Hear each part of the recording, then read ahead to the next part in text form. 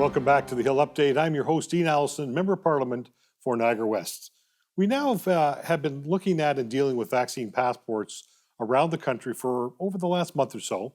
A digital passport is arriving here in Ontario next week. What has been the result of vaccine passports around the country? Here on the show today to discuss is Roman Barber to discuss vaccine passports and his jobs and jabs bill. Roman, welcome to the show. It's great to have you back. I think you were here over 10 months ago when we were talking about lockdowns. Before we get started, though, about talking about your bill and vaccine passports, I want to talk a little bit about your background. I don't think everyone would know that, but you were born in the Soviet Union. You lived in Israel, and then you immigrated to Canada with your family as a 15-year-old teenager. You grew up in Canada, went to law school, was elected as a member of provincial parliament in 2018. So can we talk just for a second about those early years? Like, why did your parents come to Canada? What was going on? What do you remember? Absolutely. Good to be back with you, Dean, and your viewers, and congratulations on your re-election. Thank you, sir. So, yes, I am, like many, in fact, of my constituents, I'm an immigrant to Canada. I was born in the Soviet Union, and we lived in the Soviet Union until I was almost 9. We left a couple of years before the collapse. I then lived in Israel for a couple of years, for about 6-7 years, and then we came to Canada when I was 15 to the riding that I'm now blessed to represent. And I like to tell this quite often. I am Exhibit A for what I refer to as Canadian opportunity and the Canadian dream. When we came to Canada, I remember what true poverty was like. My mom was an unemployed teacher. My dad sold ice cream on those yellow bicycles. But I've always had a job, and I've always had this incredible joy because you don't really need much when you come to Canada because you have opportunity. And that opportunity has given me every chance to study, to work, to succeed, to be involved in a small business, and then to be elected. And I'm frankly, I know you wanted to ask me about my past, but I just devolved into the present that I am concerned is usurping, taking away, potentially compromising the Canadian opportunity. Absolutely. When you came, just quick follow-up. When you came, did you have any family here? And why did your parents decide to move at the time? We came for the same reason that so many immigrants come to Canada. Canadian opportunity and freedom, and the understanding that we would never be subjected to persecution. I think people are aware I'm Jewish by faith, and I come from a Russian and Ukrainian background. And so, of course, we have an interesting perspective on some of the events of the 20th century. And then Israel was also very, very challenging for my parents. And they felt that they simply wanted to provide a greater future for their children, for myself and my sister, which is essentially the reason why so many immigrants come to Canada. And that is why I'm a very big believer, not just in the Canadian dream and Canadian opportunity, but in this Canadian mosaic that Canada attracts. And I hope that we can preserve it. Yes, absolutely. Well, let's talk about vaccine passports. We got about a minute left in this segment. We'll come back in the second segment and continue to talk about it. But you know, my sense of vaccines passports, it really does sort of segregate people, right? It sort of keeps people from doing a number of different things. There's a whole bunch of other things. We'll talk about the jobs piece in a subsequent segment. But just your thoughts initially on vaccine passports. Essentially done what Premier Ford said he wouldn't do, which is create segregation, create two classes of society. And we now have clear outright discrimination because of someone's medical status. And that's, in my view, not just unlawful, it's un-Canadian. I'm wondering, how much are you hearing about it in your riding? I'm hearing about it daily, and I'm particularly hearing about it from the perspective of employment, which I guess we'll talk about in the next segment. People are, many Ontarians, hundreds of thousands of Ontarians are facing a job loss because they made a different medical choice than most Ontarians. And that is not something that I think that any elected representative should tolerate. No, exactly not. All right, when we come back for break, let's talk a bit more about some of the effects on people when it comes to vaccine passports. We'll come back for the break.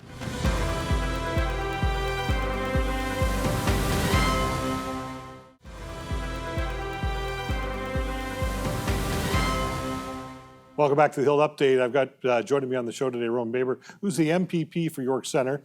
So Roman, in terms of, listen, I get a lot of phone calls as well to my office about this issue. It's a pretty significant at the end of the day. You know, one of the things, I know that we were talking to the ethics commissioner or the privacy commissioner back in June of last year and asked, you know, what are the issues around vaccine passports? They said, well, there should always be time limited, but there should also follow some type of science, which he's never seen. You know, that's a very valid question. Is there any science behind vaccine passports? In fact, no, and in fact, the Ontario Science Table explicitly acknowledged as such in its report of July 2021, where they said that they do not have any evidence in support of the proposition that vaccine passports either stop the spread or materially increase the uptake in vaccination. Sure, and that's really the reason why it was used, is to try and to get people to comply in a big way with the vaccines. You know, I mentioned that I lived in Israel. There's a video circulating of an Israeli minister and Israel's chief medical officer of health, I believe, and I stand to be corrected, where one says to the other, well, we know that all of this is essentially to encourage compliance with vaccination. So I'm worried that we are not considering the unintended effects of vaccine passports. And it's not just segregation, it's also the effect on the health and mental health of folks that made a different choice, their ability to access healthcare, their ability to function as members of everyday society has now been compromised. And it has also created a sense of division in our country that we haven't seen before. And that saddens me tremendously, Dean. The fact that we now have two classes of people, and as the Prime Minister referred to folks that made a different decision, those people, I am so saddened and frankly outraged by that. You asked me about my background. We came to this country because sometime in the 20th century and throughout the 20th century, my family has been referred to as those people.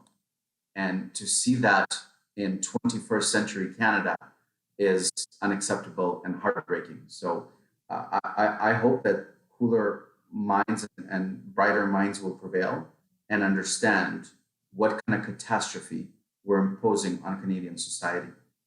Any idea? I mean, you know, any idea how long we'll be using these for? I've heard a variety of things that we wouldn't use it for a while, but I mean, there's really no guarantee on this because we've seen mandates as it relates to emergency measures extended.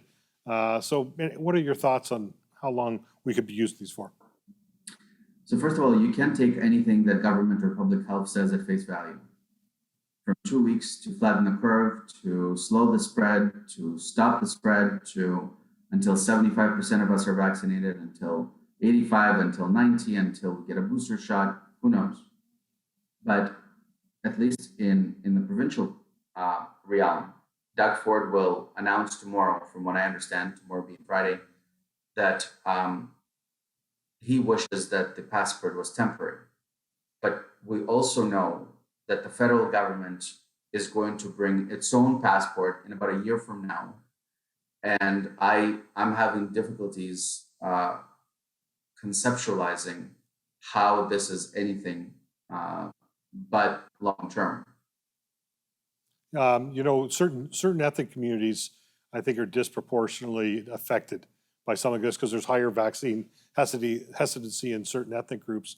Boy, this really puts them at a loss for access to school, jobs. You know, and once again, we'll get to the jobs piece next segment. But it seems to me like certain community groups will be really disadvantaged by these vaccine passports. the passport has the unintended effect of disproportionately marginalizing racialized communities. There's no question about that. I represent one of the most diverse electoral districts in the country, the west side of North York. And I'm so very saddened for so many of my constituents who feel today that they are excluded from participation in mainstream society. And look, I'm open about this. I'm pro-vaccine. I'm pro-choice at the same time. Roman, hold that thought. We'll come back after break and finish that up.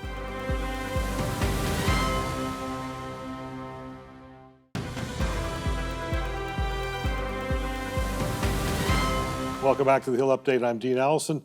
Roman, just before break, we are talking the fact you said you're pro-vaccine, and you're also pro-choice. Just wanted you to finish off that thought before we talk about your bill.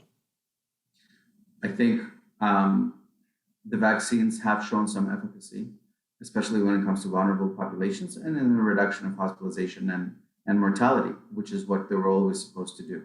So I typically encourage folks to get vaccinated if it makes sense for them with their healthcare practitioner and given their risk profile. But at the same time, I'm pro-choice because never have we forced anyone in our country to do anything against their will when it comes to their body. And I don't believe that should be any different under the circumstances here. The vaccines were never meant to eliminate transmission, and they don't. So if anyone is concerned with a bad outcome for COVID, the best thing they can do is get vaccinated. But that doesn't mean that we should force other people to do anything against their will. And that includes putting situations or conditions before them that take away such choice, such as, for instance, the taking away of employment. Well, and let's talk about that. I got your bill here, very simple, one page or 2 pages. You introduced it October 5th. So let's talk about it. Why did you introduce it? I think I know the reason, but let's talk a bit about what the bill should do. Starting from late August into September, into October, I've been hearing from thousands of Ontarians that they are about to lose their job because of a vaccine mandate at work. And I don't believe that anyone should be subjected to such choice of either subjecting their body to something that they don't want to subject to, or having the ability to put food on their table. I think it's not just morally wrong, I also think it's reprehensible. And so I have offered the Jobs and Jabs bill, which would effectively amend the Employment Standards Act to prohibit termination of any employee because of their vaccination status or for failure to disclose. Now, it's a private member's bill, so we know that the likelihood of it passing without government help is unlikely. And we don't have time to spare here because people are losing jobs every day. So I moved it immediately by motion to third reading after I introduced it on October 5th, and it was blocked. I did not get unanimous consent to move the bill forward. Well, and one of the things I think has got a lot of traction though in the public. A lot of people are talking about it, Roman. So even though it was you didn't get unanimous consent to move it to third reading, there's a lot of conversation that I'm hearing anyways about their support for you and this particular bill. The support has been remarkable because we're talking about over 1.5 million eligible Ontarians that have not been vaccinated, with a labor participation force of about 64%. We're looking at close to 1 million Ontario workers that are not vaccinated, and vaccine mandates popping up everywhere. We are staring at a catastrophe, Dean, where hundreds of thousands of Ontarians will potentially lose their jobs over the next couple of months. And I don't understand in good conscience how the Doug Ford government, who campaigned on Open Ontario, open for jobs, could, after locking down Ontario for 16 to 18 months, could potentially compromise hundreds of thousands of families and sentence them to unemployment. And so I urge them, and I hope that in lieu of my bill, they will bring their own legislation to save hundreds of thousands of people from unemployment. See, I have a hard time understanding how we went from vaccine passports to people being fired. Like that was never what the vaccine passports was about. How do you explain the mentality a lot of large government organizations in particular of moving forward that way. Dean, I'm glad you asked that question because that goes to the fundamental issue of the day. I turn on the news every morning and I can, or I listen to folks, and I can't believe what I'm hearing on TV, where we effectively openly say that one group of Canadians subjects another group of Canadians to risk. That one Canadian who hasn't done anything other than made a different medical choice subjects the life of another Canadian to risk. And that is very dangerous rhetoric.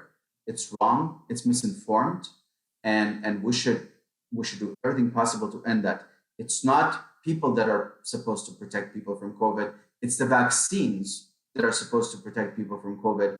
And by fear mongering or blaming other folks for any transmission, and we know that the vaccine doesn't stop transmission, we're actually causing more, we're undermining the vaccine's effectiveness, and we're causing more hesitancy. But most importantly, we're pitting Canadians against Canadians. That shouldn't be happening. Roman, we'll come back right after the break.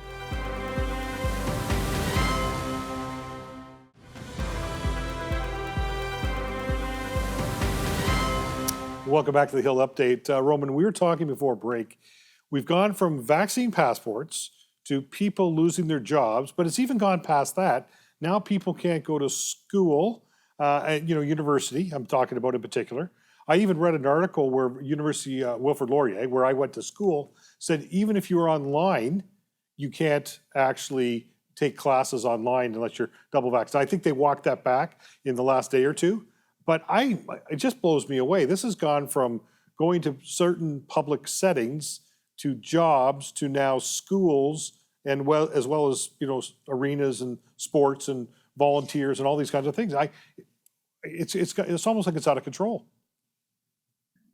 Indeed, it's out of control as public health and government stood by, or in fact contributed to an incredible amount of undue and unnecessary fear that resulted in what you could only deem to be irrational behavior. Yes, there's another institution, I believe it's Institution Oshawa, that said that you cannot attend classes online unless you're vaccinated.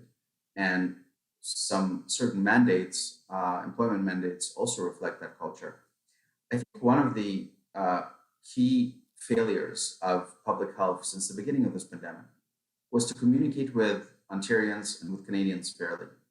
A level of honesty and fairness would have done much better, not just for the public discourse, but for the handling of the pandemic.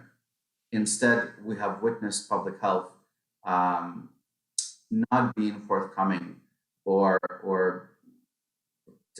not always telling it like it is, to put it softly. And that has resulted in a remarkable level of distrust, and has now led to Canadians being pitted against other Canadians and insanity ensuing. Well, it's interesting because you see what I see at the riding level, right? I've seen this divide families, friends, communities, organizations, and as you said, the country. I mean, it's been very divisive, and it starts right at the top at the Prime Minister's office as we move down. I mentioned just when we get started here, it's also interesting to me that parents have to be double vaxxed to go into an arena to watch their kids, and so this goes, schooling. It's almost there's no part of life it doesn't touch. I'm glad you mentioned child sports. I try to say that these are remarkable issues. This is a potentially once in a lifetime event in the lives of so many. And so it would be natural for the circumstances to attract legitimate questions. And we shouldn't be name calling anyone that expresses some hesitancy. The question of natural immunity, it may be a fair question. The question of benefit versus risk to a healthy teenage child is a very fair question. And so instead of naming folks and shaming them, we should try and address these issues fairly. And I find it incredibly sad. I'm outraged by the fact that a Canadian kid is unable to participate in most hockey leagues in Ontario unless their parents are made to take a risk with respect to their child's health that they're not sure about. That's unconscionable. We got about a minute left, Roman. Any final thoughts? I mean, as I said, what bothers me more than anything is the division has caused, like I said, in families and friends, and the list goes on. But any final thoughts here? I mean, it seems like this vaccine passport is going to be here for a while, as much as we'd like to see it probably go somewhere and disappear. Any final thoughts? We need to put pressure on our elected representatives to protect our jobs and at the very least allow us to make a choice when it comes to our kids. Those two are very legitimate questions, and if there are lines to be drawn in our civil public discourse, that's a line that we should be able to speak about comfortably. And second of all, I've always believed and relied on Canadian kindness as a pillar that made our country great. And we should encourage folks to relive that and help us get through the difficult times we're in by exercising Canadian kindness. And that means also exercising it ourselves. Roman, thank you very much. I support what you're doing, and I wish you all the best. Thank you for joining us on the Hill Update this week. Vaccine passports have been very divisive amongst friends, families, organizations, communities, and even the rest of this country. We need to find what unites us, not what divides us. Thank you for joining me on the Hill Update this week.